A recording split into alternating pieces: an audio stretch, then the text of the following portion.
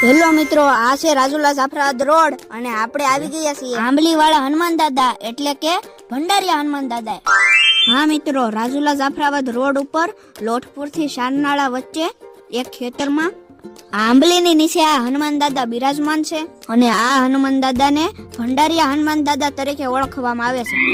તો મિત્રો, આજે હું આવી જાઉં ભંડારીયા દાદાના દર્શન કરવા અને ચાલો હું તમને પણ દાદાના દર્શન કરાવું. જો મિત્રો, આ સુંદર મજાનો આંબલી નીચે નાનકડું એવું હનુમાન દાદાનું મંદિર છે અને મંદિરે પહોંચતા જ સીધા જ આપણનો મન મોહી લે એવા પંચમુખી હનુમાન દાદાના દર્શન થાય.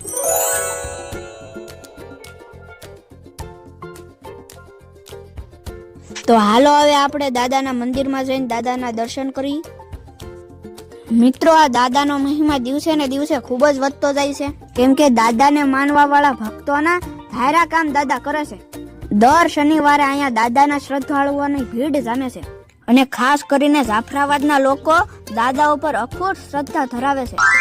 તો મિત્રો, અમારે તો આ દાદા નજીક છે એટલે વારંવાર દાદાના દર્શનનો લાભ લઈએ છીએ. પણ તમારામાંથી કોણે કોણે આ દાદાના દર્શન કરેલા છે કોમેન્ટ કરજો અને આ વિડીયોને ખાસ શેર પણ કરજો.